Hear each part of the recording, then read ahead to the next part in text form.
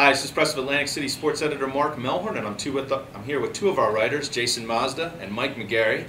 And we're going to have a little debate here discussing one of the most interesting topics this year in all of Major League Baseball, and that is the race for the American League MVP award. Unless you've been living under a rock around here in South Jersey, you would have to know that Mike Trout from Millville has had one of the most historic seasons in all of Major League Baseball history, some would argue, and probably would have been in any other normal year a shoo-in for this award. However, we also have on the other hand Detroit Tigers third baseman Miguel Cabrera, who accomplished something this year, winning the Triple Crown, which hasn't been seen in baseball in 30-some years. Carl Yastrzemski in the 70s, I believe, or the 60s even, was maybe the last person to do this. So we're just going to have a little debate here discussing who we think the American League MVP is. And Mike, I'm going to start with you and Miguel Cabrera.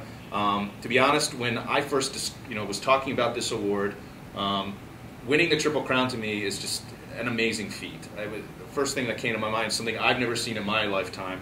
And I think at first glance, most people would say, yeah, he should win the MVP because of that. I would agree. And again, let me say, take nothing away from what Mike Trout achieved. He should be the AL Rookie of the Year. He should be the Gold Glove center fielder. He is on the verge of being the face of baseball, and he has the potential to be one of the biggest sports stars LA has ever seen. But this year I think Miguel Cabrera is the MVP, and that's not an argument against Trout. It's an argument for Cabrera. 330 batting average, 44 home runs, 145 RBIs. First player since Yastrzemski in 1967 to win the MVP, only the 13th player to do it overall, and the guys who have done it, it's not Cookie Rojas and Freddie Patek who have done it. It's Lou Gehrig, Jimmy Fox, Frank Robinson, Mickey Mantle, Ted Williams. All of them are in the Hall of Fame. It's a historic achievement, and I think it deserves the MVP award. Despite, and take nothing away from Mike Trout, no bigger Mike Trout guy than me, Cabrera just gets the nod this season. I will have to say, and before I go over to Jason to talk about Mike Trout a little bit, there have been occasions when a Triple Crown winner has not won the MVP award. But Jason, I think that's probably not even one of your main arguments. Well, yeah, I'll point out that Ted Williams, I believe, two of the times when he won the Triple Crown, if I'm correct, did not win the MVP. But you get something for leading the league in batting average, RBIs, and home runs, as Miguel Cabrera did. You get to say you're the Triple Crown winner. But there's other things that go into the MVP award. There's defense. Mike, you just said, Trout's is a Gold Glove defender in center field. Miguel Cabrera, average at best at third base. And there's Trout led the league in runs scored, led the majors in runs scored, led the majors in stolen bases. That's something that Cabrera is a non-factor base running, and those are parts of the game also that count towards your value. I think to limit the MVP discussion to just three statistics, batting average, home runs, and RBIs, is not right. Right, and the other thing to mention, I think, about Trout is the fact that he's done this with, I think, 30 less games than Cabrera at least. I mean, he didn't get called up for the first month of the season.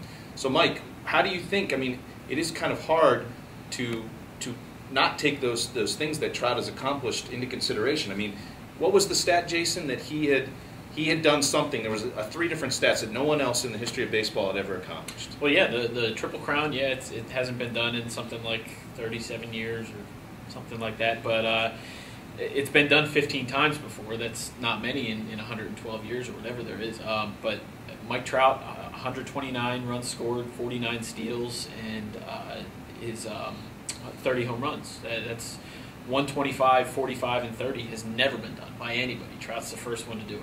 Mike, how do you respond to that? Well, first of all, the MVP award started in the 1930s. Since then, 9 players have won the Triple Crown. 5 were named MVP, including the last 3 to do it. Mickey Mantle in 56, Frank Robinson in 1966, Carl Yastrzemski in 1967. So the last 3 Triple Crown winners have all been MVPs, okay? You talk about the MVP award, what goes into the Most Valuable Player award.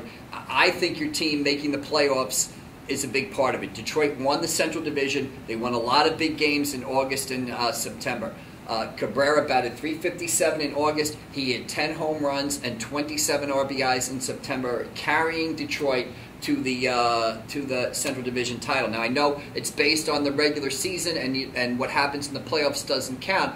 But if you're a Cabrera guy for MVP, you look a little better now because Detroit's going to the World Series after sweeping the Yankees. So I think you look, and the other thing I'd say is, you talk about a lot of stats in baseball. There's a reason why 100 years ago people decided that home run, batting average, and RBIs were important. Okay, there's a reason why they decided they were important. Cabrera led them in all three categories. No one's done it since 1967. Only 3 guys have done it since, he's only the 4th guy to do it since 1956. So this isn't something that happens every day. And the guys that do it are the legends of the game. Lou Gehrig, Jimmy Fox, Chuck Klein. Again, like I said, Felix Millan and Wayne Garrett, they're not Triple Crown winners, okay? Miguel Cabrera did something very special this year. Take nothing away from what Trout did. I just think Cabrera gets the nod for a historic season in the basic of baseball categories. Well, and I can see what you're saying there. Definitely, I think Cabrera had a better end of the season. Trout kind of tailed off a little bit toward the end. But I think in some ways that making the playoff argument may not necessarily hold much water in a different way. What do you think, Jason? Well, Trout's team won more games in a tougher division. They won 89 games as opposed to 88 for the Tigers. I think you could make the argument that if the Angels played in the Central, they would have easily won that division and made the playoffs, and who knows what would be going on now. If the Tigers played in the West, even if they won 88 games, which is no guarantee when they're not playing against the doormats that are in the Central Division, even if they won 88 games, that would have put them 4th place in the AL West. So to give the MVP based on who played in a weaker division, I don't think it's fair to Trout. I understand the making the playoffs is big, but to penalize a guy, I think it's big when you're talking about a team that maybe is in 4th place or last place, maybe a team that won 75 or 80 games. But I think when you have a guy who's also in the discussion, whose team won more games, just didn't make the playoffs because they were in such a tougher division, I think you need to consider that as a mitigating factor. And I would also say, as to your point that since 1900, there's a reason that home runs, RBIs, and batting average have been the main stats. I think it's also unfair to imply that those are the basis for the MVP every year, because you look at 1990, you didn't have new age stats then with the sabermetrics and everything when Rickey Henderson won the MVP. 1949, Jackie Robinson won the AL MVP or the NL MVP with 16 homers, but he led the league with 37 steals. I think forever, I think it's definitely valid that home runs and RBIs are more glorified in general, but I think there have been instances over the past century where guys that have a good all-around game, who play defense, who are valuable on the base paths, have been recognized. All right, well, let's get a little bit into this whole idea of stats. I mean, obviously both, Mike, you're making a big case for Cabrera's stats as his reasons for winning this award. And this, I think, is where this debate kind of gets a little bit fuzzy, because you bring up this word, this sort of bugaboo word with some baseball people, sabermetrics, which basically, as far as I understand it, is just a different way of looking at statistics in an attempt to try to see how valuable and try to determine how valuable a certain player is. And one of the arguments I know in Trout's camp is that these new statistics seem to paint him in a much better light than Miguel. Now, I know, Jason, sabermetrics aren't your big thing either, but they do seem to point some ways toward Trout in this debate. To me, with all due respect, Mike, I think your argument is unfortunately an argument for the validity of sabermetrics. I'm not a huge fan of them. I've always said that I believe that I can determine on my own. I can evaluate players on my own by looking at all their stats. I can evaluate who's the most valuable players myself. But if people are going to give this award to Miguel Cabrera based on 3 statistics, I think maybe that's an argument that a statistic like wins over replacement that takes into it's a formula that takes into account everything. I think maybe that is valid, unfortunately.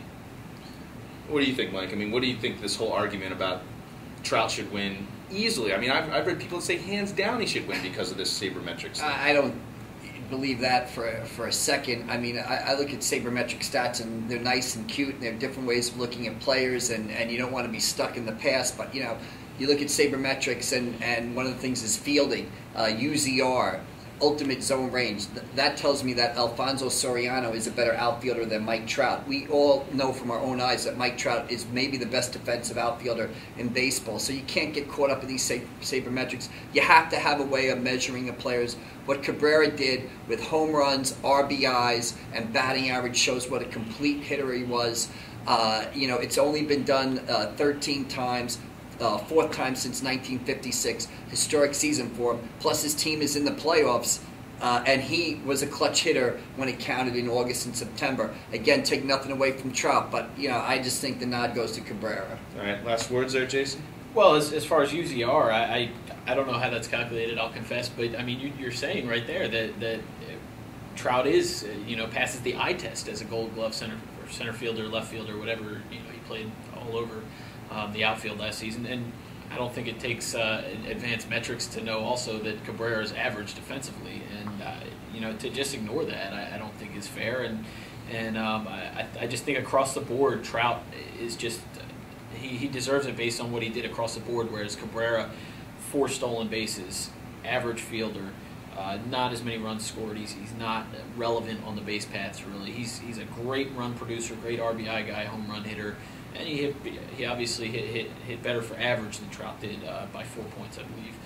But I think across the board, in terms of overall value, Trout had the better season.